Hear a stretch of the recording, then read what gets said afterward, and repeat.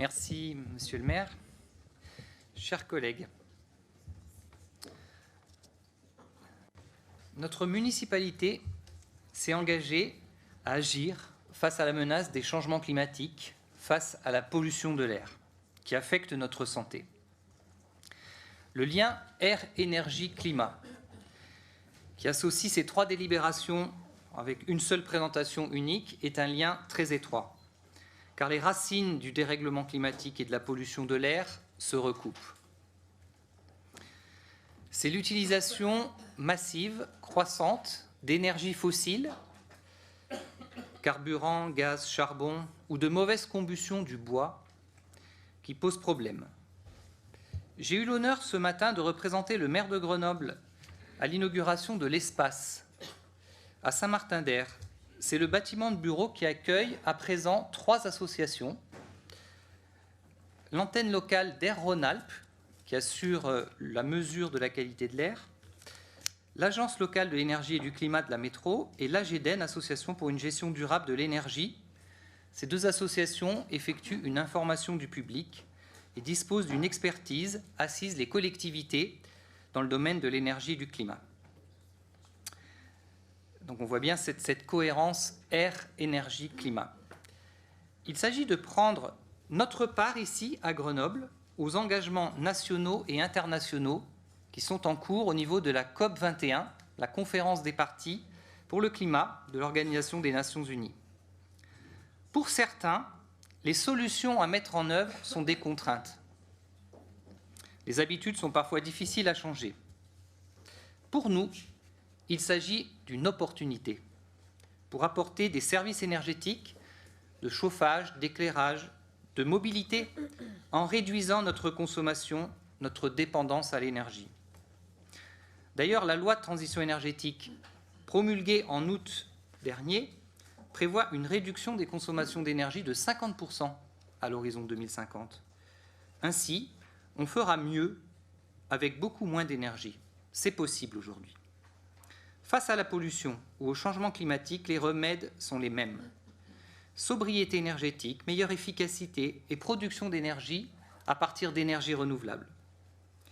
C'est aussi moins d'importation d'hydrocarbures, moins de risques technologiques ou nucléaires, un apaisement pour tous, un monde de paix pour demain. Et aujourd'hui, ceci a particulièrement de sens. C'est aussi valoriser les ressources d'énergie renouvelables, créer de la valeur et des emplois sur notre territoire. Alors j'en viens aux 3 délibérations. La première concerne le rapport annuel de développement durable de l'année 2015. C'est une obligation pour les communes, avant de se prononcer, avant de débattre du projet de budget, pour les communes de plus de 50 000 habitants, comme le prévoit le Code général des collectivités territoriales. Ce rapport développement durable 2015, que vous avez en annexe à la délibération, dresse un état des lieux et des mesures pour les politiques publiques adaptées. Alors, il y a une petite présentation pour situer les enjeux.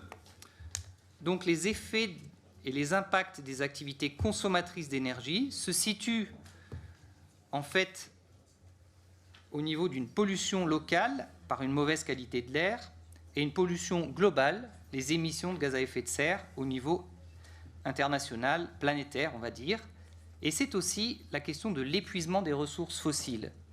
Donc, il y a en fait plusieurs enjeux à travers la combustion des énergies fossiles et la mauvaise combustion du bois qui présentent des impacts significatifs sur la santé des habitants. Sur l'agglomération, l'effet sur la santé a été estimé à 200 décès anticipés par an. Ça n'est pas rien, c'est significatif.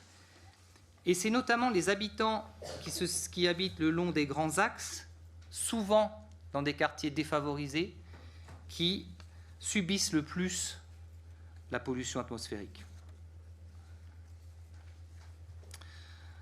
Nous avons une démarche cohérente air, énergie, climat, à travers ce diagramme, ce transparent, qui montre que, outre le rapport annuel, il est proposé des actions dans un plan air, climat, énergie de la ville de Grenoble et qui contribue à un plan air, climat, énergie d'agglomération.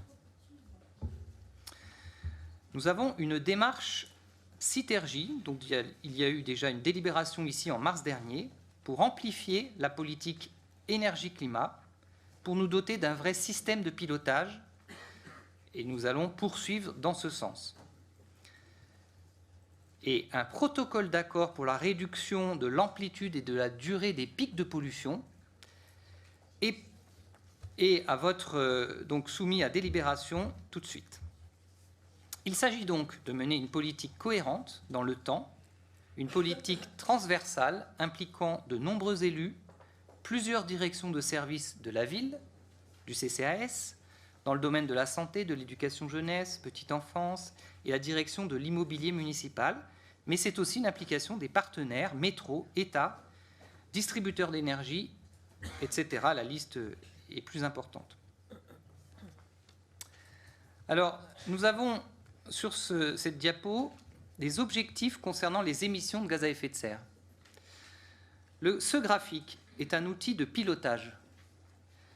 Nous avons des données de l'Observatoire de la métropole qui ont commencé à décroître depuis 2005 et nous en sommes aujourd'hui en 2013-2014 pour les derniers résultats, qui montrent que nous avons bien démarré, nous avançons tel que les délibérations de la métropole, de la ville le prévoient.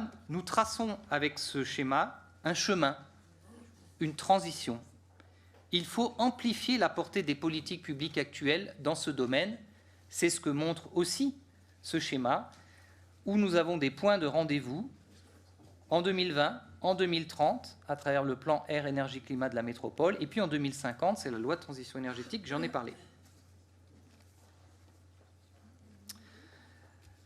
S'agissant de la pollution, et notamment aux particules qui posent problème dans l'agglomération, ce graphique permet de mieux appréhender la nature de la pollution de l'air dans notre ville. Il montre deux problématiques. Nous avons souhaité avoir ce graphique pour visualiser les choses. Des pics de pollution dont la durée et l'amplitude doivent être réduites.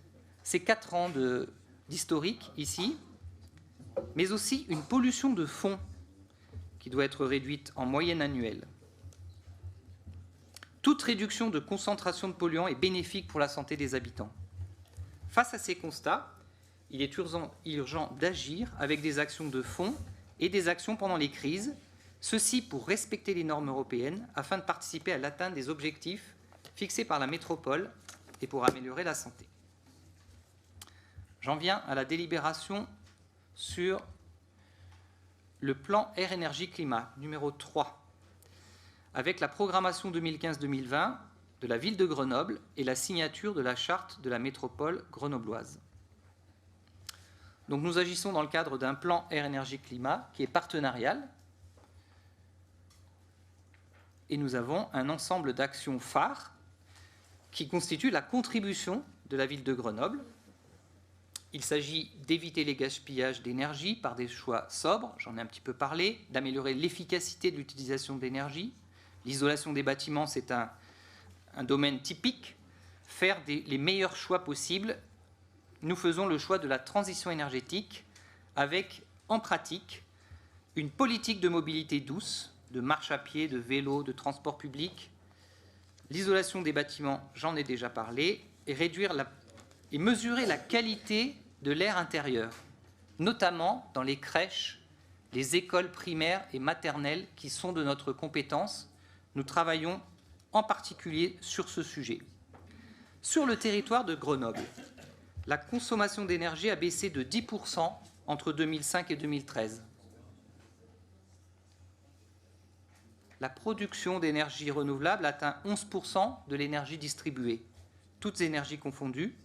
Les émissions de gaz à effet de serre ont baissé de 19% depuis 2005. Donc vous remarquez que l'on suit précisément ces indicateurs. Le plan Air, Énergie, Climat est divisé en 3 axes, et vous avez le plan fourni. Des politiques publiques pour agir, typiquement à travers le plan local d'urbanisme, on a déjà délibéré puisque la réglementation thermique est renforcée à Grenoble. L'éclairage public, c'est un domaine, c'est le premier poste de consommation pour la commune en électricité. La ville donne l'exemple, second axe, à travers ses 400 bâtiments communaux mais à travers aussi la commande publique. Et la ville mobilise ses partenaires, le CCAS, des actions en complément de la métropole, les distributeurs d'énergie. Donc nous avons, je conclus sur cette délibération, un pilotage pour la période 2015-2020 avec des actions et une démarche inspirée de Citergy. La proposition qui est faite dans la délibération consiste à agir au niveau 2 des possibilités de la métropole, c'est le niveau JAGI. Il y a un niveau 3 qui sera proposé prochainement. Et il sera en outre proposé par amendement d'autoriser le maire à signer la nouvelle convention des maires européens pour le climat. J'en viens au protocole d'accord partenarial sur la gestion des pics de pollution de l'air. Ce protocole est dédié au transport. C'est une nouveauté dans l'agglomération, un protocole expérimental qui va entrer en action, en activité au 1er janvier 2016. Il décrit un ensemble d'actions dédiées au transport routier visant à réduire l'intensité et la durée des pics de pollution affectant la région grenobloise et agir en faveur du respect des seuils réglementaires, in fine de la santé publique. L'agglomération de Grenoble et de Strasbourg ont été candidates au niveau national pour cette expérimentation. Quelles sont les principales mesures du dispositif?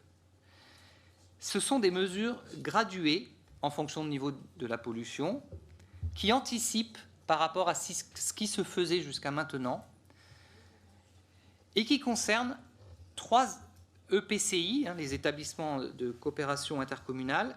Je veux parler de la communauté d'agglomération du Pays Voironnais, de la communauté de communes du Pays du Grésivaudan et évidemment la métropole grenobloise. Lors des pics de pollution, les mesures suivantes seront mises en place progressivement et elles se substituent aux mesures définies par l'actuel arrêté interpréfectoral du 1er décembre 2014.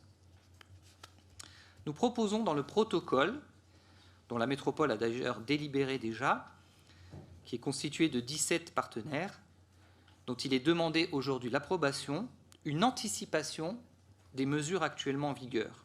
Concrètement, c'est une dimension d'information du public avec l'introduction d'un nouveau niveau de pré-information, donc une information préalable, une modération de vitesse qui entre en activité plus vite qu'avant, dès qu'on sent que la qualité se dégrade, avec moins 20 km/h sur les axes principaux, entre les péages, une autorisation de circuler pour les véhicules les moins polluants sur la base de leur certificat de qualité de l'air. Donc ça, c'est une nouveauté.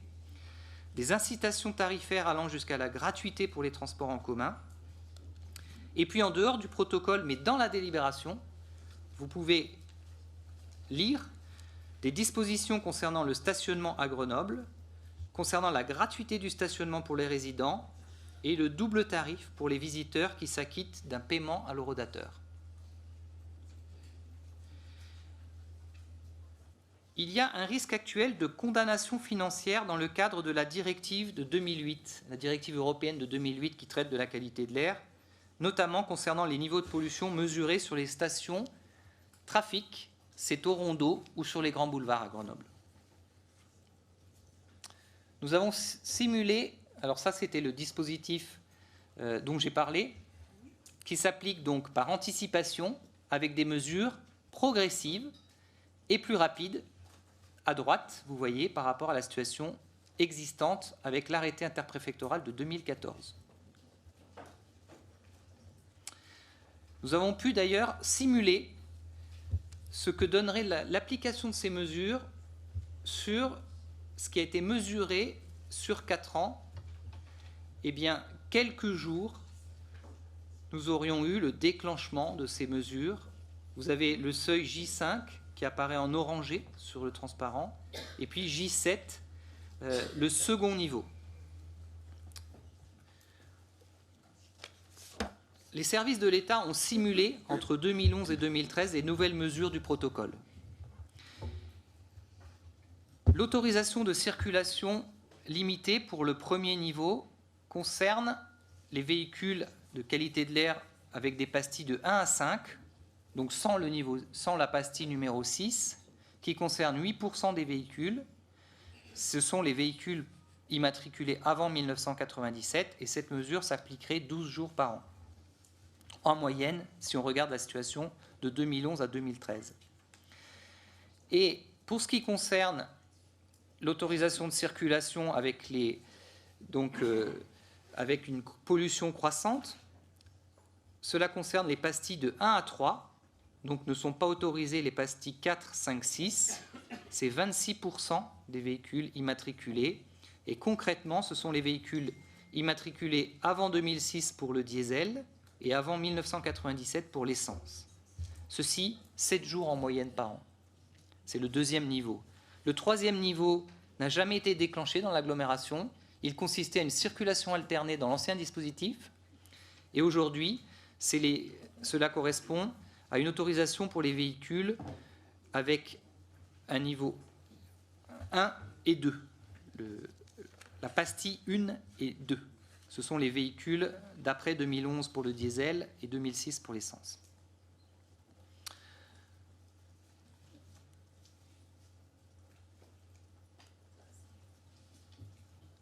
Donc, pour récapituler ce qui est soumis au vote maintenant, j'ai presque terminé, nous proposons l'adoption du plan Air-Climat-Énergie de Grenoble et l'engagement de la ville de Grenoble dans le plan Air-Énergie-Climat.